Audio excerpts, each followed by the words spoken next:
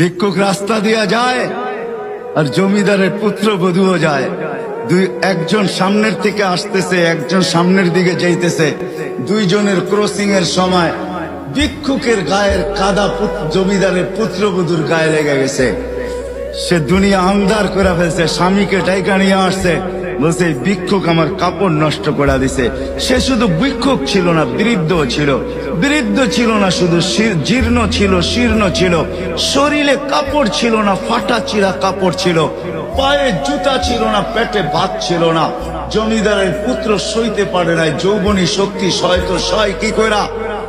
তার স্ত্রীর গায়ে ভিক্ষুকের কাদা, বস সমগ্র শক্তিকে হাতে জমা করা, একত্র করা বৃদ্ধের গালে বসায়।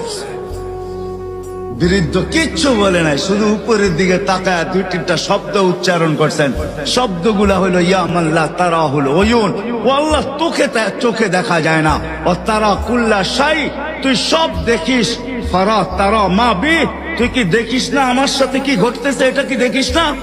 বলতে দেরি যুবক, মরতে দেরি হয় নাই। জমিদার চলে আসছে, প্রতিশোধ নিবে। বৃদ্ধের একদিকে মুস্কি হাসি, একদিকে বলতেছে প্রেমের খেলা এমনই হয়। জিজ্ঞাসা করছে কিসের প্রেমের খেলা রে?